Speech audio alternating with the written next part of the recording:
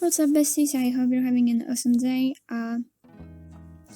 There are some art topics that I feel like most creators in this art side of YouTube make videos on. For example, how they deal with art block or whether art style theft is a real thing. The consensus seems to be no. That's what most people seem to say, and for the ones I just agree with most people. So I never felt compelled to make my own video of that. It's all been said before. It feels kind of like checking out some YouTube books now, because for this video I will repeat some of these arguments just to see if they still hold water when it comes to AI art. Just to be clear, we're talking about the ethical side of the issue. Legally, art styles aren't copyrightable, and at the time being, using people's art without their permission to train AI models isn't punishable either. Maybe it can change in the future, but personally my hopes of that happening aren't very high. And don't say, oh, you agreed to the terms of service for the social media and they did say that they will have a right to use yourself. Yeah, I was maybe 15 at most when I set up my Instagram account. Generative AI wasn't a problem back then, so it was absolutely without my consent when they used it for that. Right, AI art. I haven't touched that topic in a while. It's honestly an annoying one. The basic thing I realized recently is that while most artists don't really mind when people make something in their art style, as long as it's not blatantly copying their existing works, we feel very different when it comes to AI. It makes sense on an emotional level, that's for sure. Because someone drawing something in your style but making it their own separate thing typically doesn't impact you negatively in any way. Meanwhile, AI users are trying to replace you by a program that will do what you do effortlessly, and in order to do that, will use your own work to teach it. Here I think an important thing to say is also that we call it AI, but is it really artificial intelligence? Obviously, I won't argue that it's not artificial, but the Oxford Dictionary defines intelligence as the ability to acquire and apply knowledge and skills. Can the generative AI programs actually do that? Because I feel like when we talk about it, we imagine some sci-fi robots that are capable even of feeling emotions. And art is closely related to emotions, but this is not what happens here. It's interesting how when we look at art kids make, they can avoid the mistakes AI makes. Sure, they don't know how to shade very well, or they don't get the shape quite right. But they know how many fingers and limbs people have. Even they truly possess that knowledge, but the algorithms don't. They can't look at what they're making critically and think logically about the structure of what they're making. They don't think in reference to reality. All they are capable of is analyzing other people's usually copyrighted work. I gave you this one definition of intelligence, but this isn't the only one. There's also emotional intelligence at play, especially in our vision of the sci-fi AI robots. There are actual persons we can be friends with and so on. I don't think many people would disagree with me when I say AI isn't capable of having that. At the moment, at least.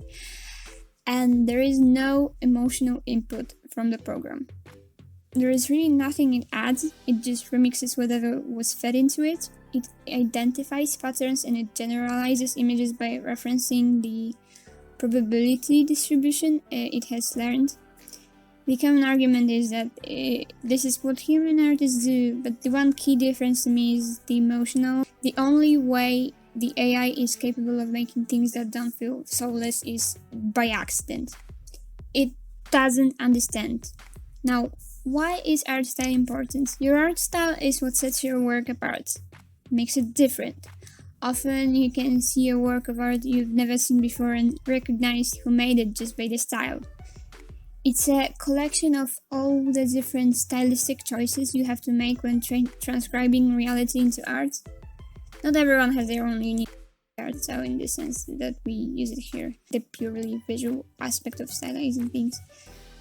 Some people just do realism, among them some do realism but have their own way of composing the scene with particular themes, colors and so on.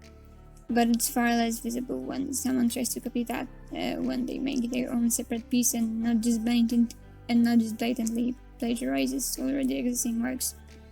Because generally, as I've said, it seems pretty well established that using someone else's art style in itself isn't plagiarism, as long as you don't just copy something that's already been made or traces. One other thing to mention here is that passing out AI-made art as your own is plagiarism, period. Not even just because of the AI stealing from other people. If you didn't make something, it's not yours to claim. In an academic setting, if you use ChatGPT to write something for you and you get caught, you can get in serious trouble. ChatGPT also has access to plenty of works which it shouldn't have access to, but also even if you were to treat it like a person, it also does plagiarism if that dataset is too small. My ethics professor told us that he asked ChatGPT to write him an essay. I don't remember the topic, it was something very niche. It's more advanced ethics than what I'm studying. And the essay ChatGPT gave him was really good, but somehow familiar. It showed him a slightly changed, but still clearly plagiarized version of his own published paper that it shouldn't even have access to. And normally I'm all for sites like Sci-Hub, allowing us plebeians to access scientific papers, even if we can't access them through our university or we don't study in a university at all, and just want to learn. Knowledge should be for everyone, but feeding content that is protected like that into AI is just unfair. I think looking at how ChatGPT bastardizes word-based material, just sticks a bunch of related content together with some metaphorical saliva and uses pattern recognition to guess what words to use without any actual understanding of the topic or the context of the situation. And sure, it does make shit up, but not because it's creative, but because it's incapable of logical thinking. It doesn't know what facts are. It doesn't actually know anything. It's just guessing which words are most likely to go after each other. Besides, even when the text-generating AI does just synthesize existing work in a way that they're not recognizable, depending on what type of information it pulls from them, it should still cite them in order for this to not be plagiarism. It pulls information from all sources it's given, millions and millions of sources, and synthesizes them without citation, of course, using these sources as examples of how it can structure the text it's supposed to write. It doesn't mean it's correct. It just threads words together that it assumes make sense. It's also very difficult to correct for pre-existing biases, so if it fed a large amount of something, it will just use it. I guess the example of that in the visual generative AI is how a lot of these programs initially were incapable of making black people. It got better now, but still the one thing that it's the most willing to make is big booba anime girls. I think the way you develop your own art style is an important thing in this discussion, because many beginner artists want to jump right into making stylized pieces, which I won't condemn. If you want to be a professional, you probably should start from basics and learn realism alongside learning how to stylize. But for many of us, art is primarily about the pleasure of creation. So if someone doesn't want to do that, I don't think they should be pressured. Doing it this way makes it, in my opinion, you can disagree with it if you want to, in some way superficial. You just make all the decisions at once. It said your art style is this one particular thing, done. So if someone was then to take this one thing, this one way of doing things, and used it without your permission, that absolutely would feel unfair and like stealing. However, this method of creating an art style is flawed in that it's limiting. If you want to depict something new, something that you haven't established a way of depicting in your art style yet, what do? I think that this is where the more genuine, oh, dark skin just doesn't fit my art style people come from. Just figure it out. Make a way to make it work. Be creative. Or don't, nobody can force you to draw things you don't want to, but this is a terrible excuse. The better way, again, this is just my opinion, of creating your art style is coming to it gradually, throwing shit at a wall and seeing what sticks, working out how to depict different things, how to approach different challenges, what to do in different situations. This is why I said an art style is a collection of different stylistic choices you make. The thing is, this makes it quite theft-proof, because if you want to steal my art style, or one of them to be more exact, I'm such a pro that I have several. And I'm not saying this in a haha, I'm so inconsistent way. I think I'm quite consistent and deliberate when I use each one, and they're separate from each other. This is a brag on my part. If you want to steal one of them and use it for your own thing, well, you will have to try to get into my head, which I don't recommend. I would get out myself if I could. And you would have to try to estimate all the choices I would make when depicting something. And while you can reference my works that I've shared, ultimately at some point you will have to make your own conscious choices. I guess that's one more difference between humans and AI. AI doesn't have consciousness, creativity, a will to be experimental, or again, any will. It's just a bunch of lines of code. It doesn't actually think. Anyway, I guess if we considered an art style a collection of different stylistic choices, I think it comes with acknowledgement that these choices are often very minor and individually nothing special and nothing you can own. You can't claim using a certain line weight or certain shapes or color choices or a way of shading or the way you use certain brushes just for yourself. But when you look at it like that, from this complex point of view, as opposed to this is my one thing, I think it makes people's art styles more unique and worth studying. However, the question comes, if you can't own any of those smaller elements separately, can you own them when they're together? When you create your own art style, you don't really create much when it comes to these elements of stylization. You just get influenced by different things and already existing people. As an example, I can give you some ways my main art style came into existence. Initially, I wanted to make red outline my thing,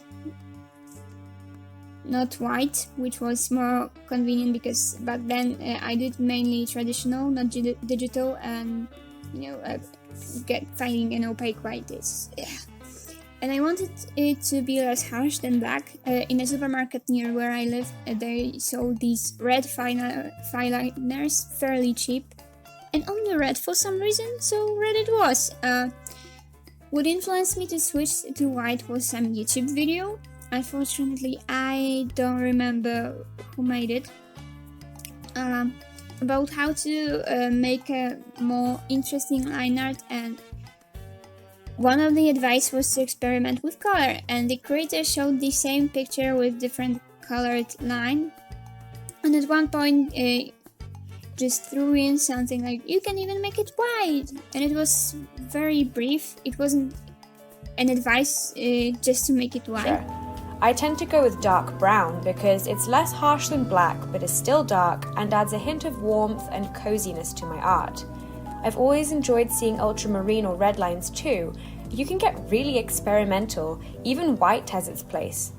Additionally, you can make different parts of the drawings different colours, either to match what's underneath or to create a more rainbowy effect. But when I saw it, I had an epiphany, and I thought that I just have to try this out on my next drawing to make it more unique. and it just stuck this way ever since. When it comes to the vibrant colors, I participated in an art course back in high school. And when watercolor classes came, we were given instructions on how to make some paintings step by step. Just recreating something and learning the techniques that the original author used.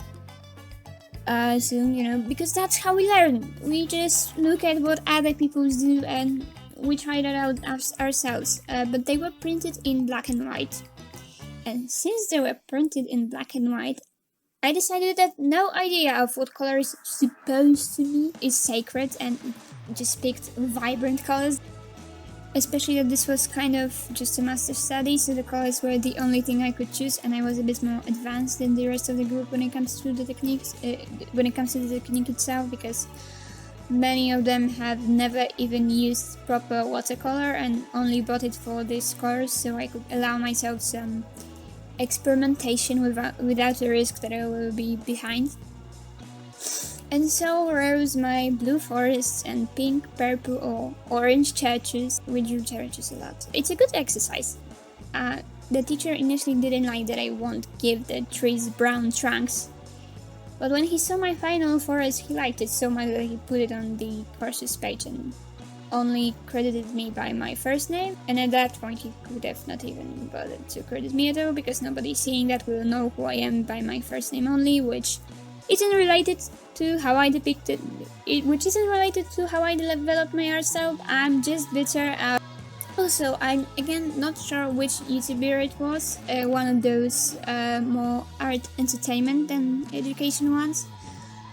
But they encouraged their viewers to try different colored paper, and what they mostly meant by that was black, grey, or the other grey.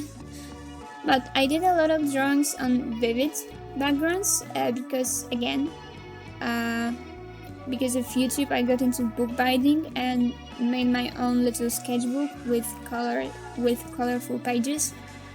And one thing about drawing on vibrant paper is that if you want your drawing to stand out, and I did, you either have to make your drawing significantly darker, significantly lighter, or just as, or even more vibrant than the background, and generally in contrasting colors, or else it will be overwhelmed by the background. I'm sure there's been some influence that I can't even point out from art influences I like. For example, a Polish YouTuber, Olchikova. As you can see, her art style is very different than mine, but I was a big fan of her in my developmental years. She inspired me to be creative and have fun making art. Plus, there were various tutorials and art lessons that I can't even explain what they gave me, but you already know all that because I just told you. You can't track when people's art styles come from, like from the outside. By the way, it's really cool to have this kind of meta-narrative when talking about human-made art. Not just art styles, but particular artworks too. A meta-narrative is, to quote Wikipedia, a narrative about narratives of historical meaning, experience, or knowledge, which offers a societal legitimization through the anticipating completion of a as yet unrealized master idea. When we don't have a person with their own thoughts and feelings as an author of a piece of media, this is all gone. We can still examine the biases of the person prompting the AI and the general AI prompter community, because let's be real, these are mostly white, Western, often right-wing or conservative, heterosexual men. Oh, do they have their biases? But so it's not the same. Coming back to the topic, as humans we can't help being inspired by other people, but the AI can. All it has to do is to exist as it currently does, because again, it's not capable of real inspiration. It's being fed things deliberately by people. They are making this choice. It doesn't make choices because it's not a person. Anyway, this isn't just about inspiration. The reason why I said all that is to demonstrate how blurry it can be with recognizing whether or not something is in a copied style. We're talking about deliberate replication now.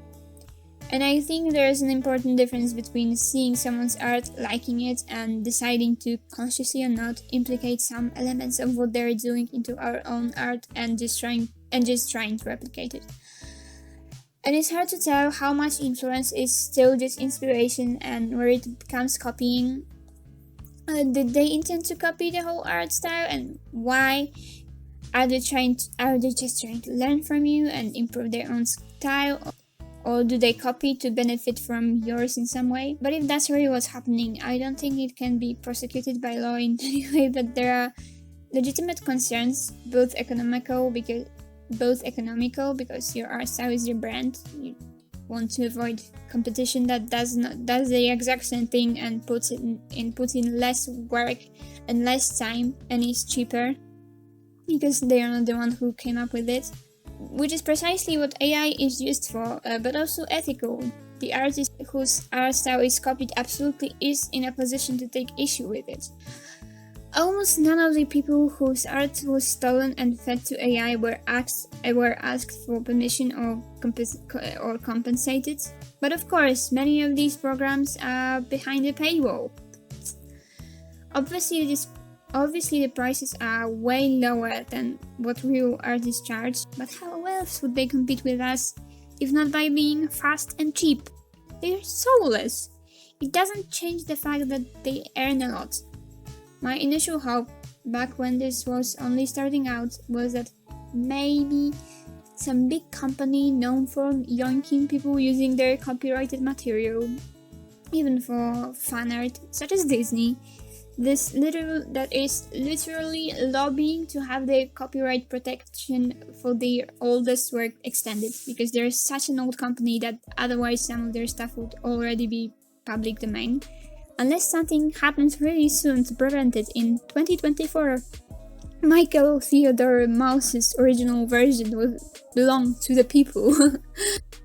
I hope they will do something about their work being stolen, like they always do whenever someone re-uploads some half-a-century-old movie onto a website with old MILFs in your area, or makes a fan art and wants to sell it. But no!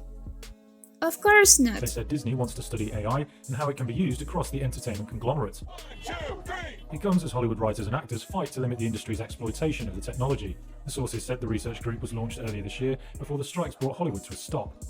They also claim Disney wants to develop AI applications in-house and form partnerships with startups. Disney currently has 11 job openings for candidates with expertise in AI or machine learning. The positions touch virtually every corner of the company, from Walt Disney Studios to the company's theme parks and more. A Disney spokesperson declined to comment. They won't do anything like that because they want to be cheap and use this technology themselves. Again, just harming artists and frankly disrespecting all the people that contributed to their greatest and most beloved films, as if they weren't soulless enough in recent years. Seriously, has anything good came out from Disney since Vaiana? Maybe Encanto. But it's not on the same level. It just has good music. I know this argument can kind of be considered an ad hominem, but I still want to say it. I think there is a reason why a lot of people pushing forward the use of generative AI are the antisocial, spiteful, obnoxious, vicious losers. I don't say everyone is like this, and not even like every user, and I don't know if an average person who isn't an artist and isn't invested in this topic has seen this type of behavior. Maybe I sound a little crazy now. But there is this community of people who are straight up bullies, who are happy artists are losing job opportunities, who upon finding out you don't like generative AI will sue your art deliberately, just target you and use it to train some program, and who are just very antagonizing and mean. Elon Musk types. The man who hates trans people so bad that he bought Twitter for more than it was worth just to run it to the ground, pulling around with Nazis, sexually harassing his employee and offering her a horse for it, but also calling a man saving kids stuck in a cave a pedo, stealing everyone else's ideas as his own, and also just being one of the biggest thieves in human history. Remember, guys, the only way to become a billionaire is by the labor of other people. I think that if you, as a person, genuinely can't see any difference in value between a piece of art made by a human and an identical looking piece made with AI, there is something missing from your brain. I don't know what it is, maybe it's just related to emotional intelligence. There is something wrong.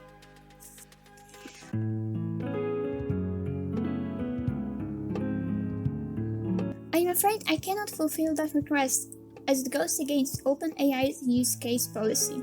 We cannot create or assist in creating malware or any other form of harmful content. Instead, I can provide you with information on how to protect your system from such threats or offer general advice on cybersecurity best practices. Would you like that? This is a screenshot shared by Twitter using the Jax Winterborn of Grok, Elon Musk's AI chat program, which is a feature for the blue check users, apparently referring to OpenAI use case policy. Later, it was shared by the official profile for ChatGPT with the caption, "We have a lot in common." The funny thing here is that OpenAI is a non-profit organization behind ChatGPT and DALL-E, but not Grok. By the way, this is such a terrible name. ChatGPT at least sounds futuristic. Grok sounds like a name for an orc or an ogre. Anyway, in a reply to the Jax Winterborn tweet, Igor Babushkin, a research engineer with XAI, a company founded by Elon Musk in March this year. I swear nobody should let Elon name anything ever. That's the company behind Grok, answered.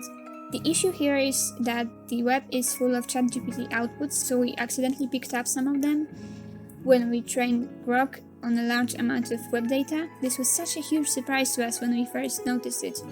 For what it's worth, the issue is very rare, and now that we are aware of it, we'll make sure that future versions of Grok don't have this problem.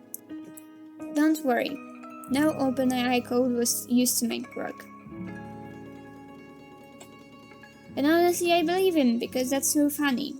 Also, Elon answered to the ChatGPT tweet that, well, ChatGPT used Twitter as its source. There's such an oversaturation of AI content online that generative AI picking it up is getting dumber. You can Google art of anything you like, and I guarantee you it won't be hard to find results that are made with AI. Both captioned that and not. I don't want to give you examples of the latter in case I'm wrong with my estimates. I don't want to accuse people of using AI and hiding it, because that's terrible. But we all know, or at least not in like a very quick, snappy segment without, showing you all my proof. But we all know people do that.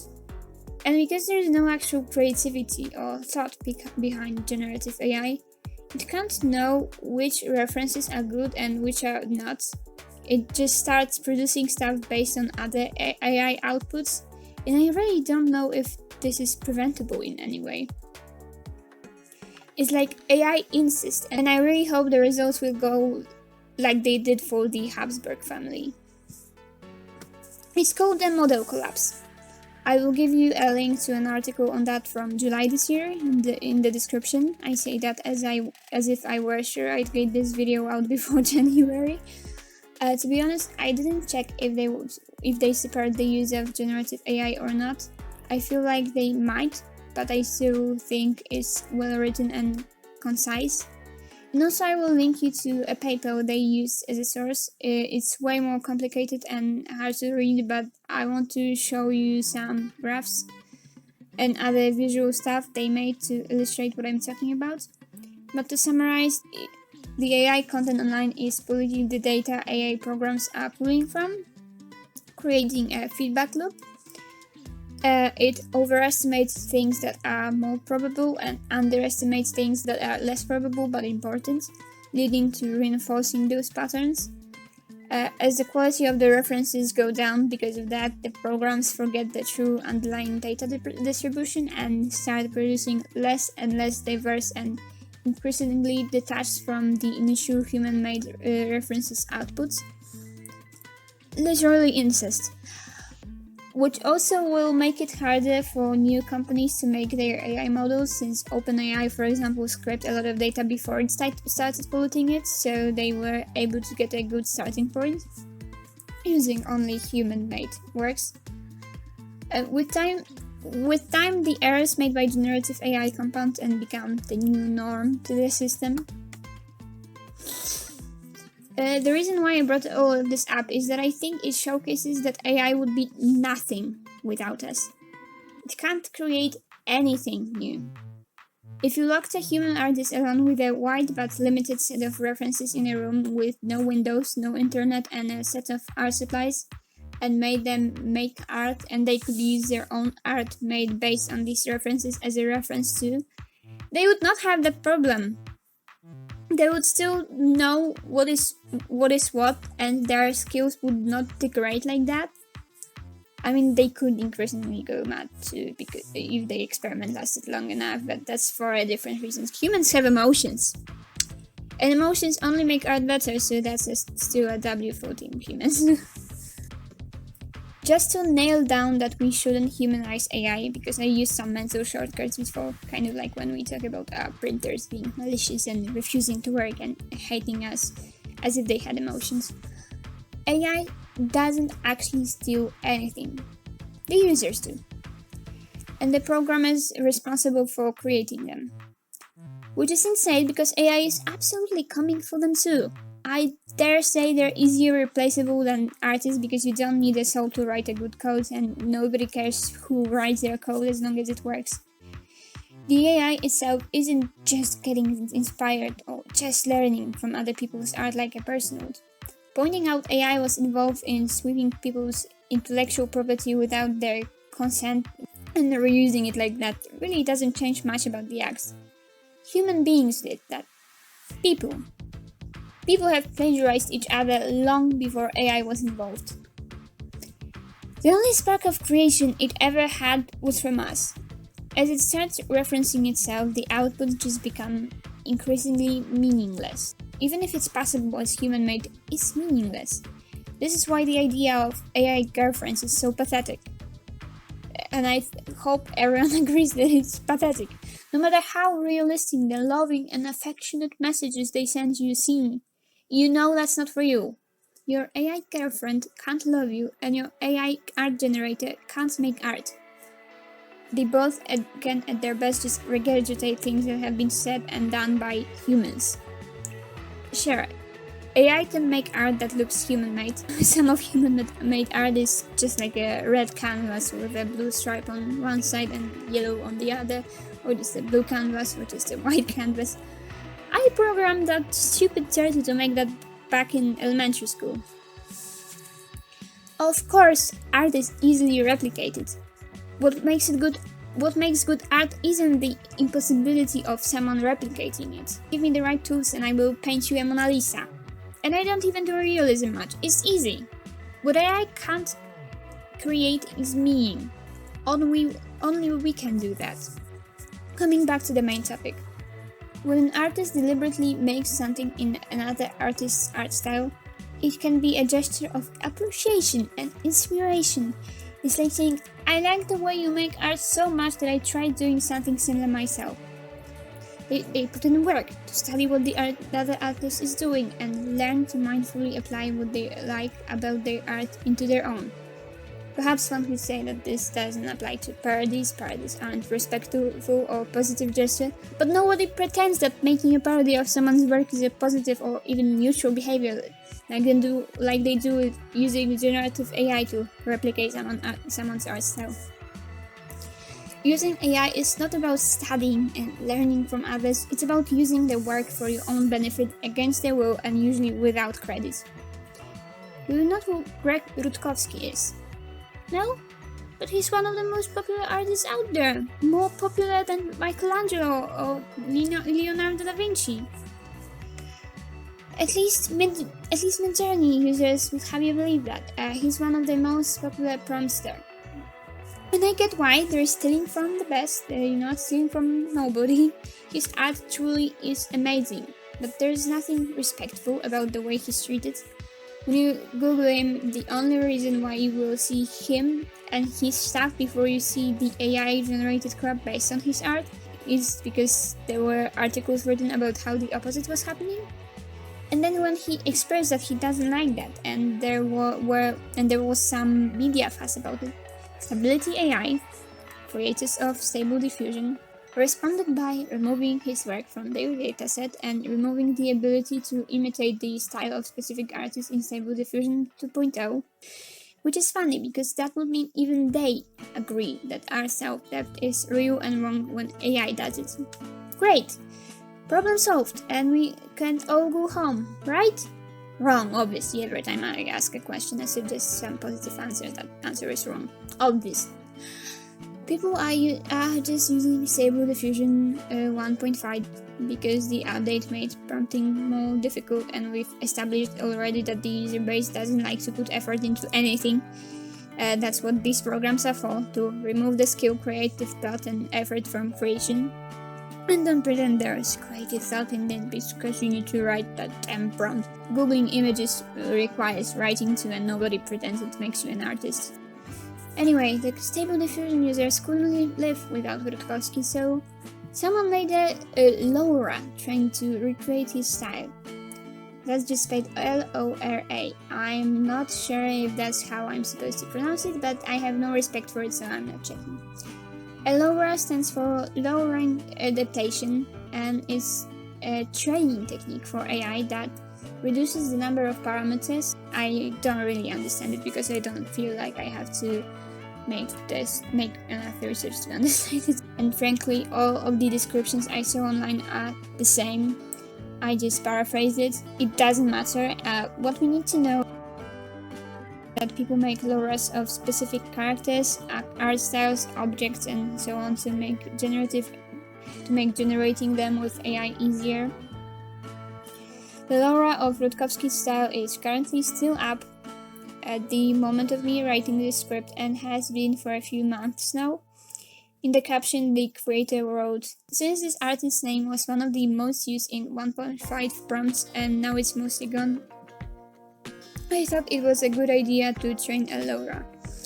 And in the comments we can find people talking about how if it gets taken down it will get replaced, so there's no point in even trying to fight back because they will reinstate it themselves because they're so petty. And comments like, someone's gonna get mad again, XD, download it now before Greg has it removed, LOL, and naughty but nice. Because they're fully aware they're being assholes. So yeah, that's the respect and appreciation artists are getting in that. Last Christmas, my uncle, who's a programmer, approached me to show me this cool new app he wants to recommend to me. It was Midjourney. He didn't want to be rude, he thought I'd genuinely like it because it makes it so easy. It's not supposed to be easy. When you're the one not actually making it, what's even the point? Making art isn't just about having something cool at the end, it's about the process. There is a purpose to every stroke, there is thought behind every element. In the end, I think we need a reminder that there's a lot of people who aren't greedy or mean and are just unaware or on our side in this. Some time ago, my friend from uni, who doesn't even know I make art and as far as I'm aware doesn't make any herself, brought up an AI image that went semi-viral on Twitter for being bad and went on this whole rant about how they're stealing from artists and plagiarizing them and how this always looks so bad.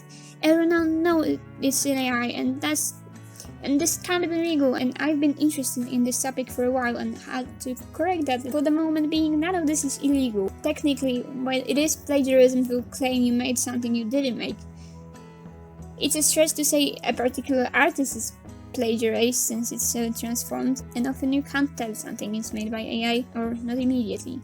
This is a very chronically online debate. Normal people, just careful people.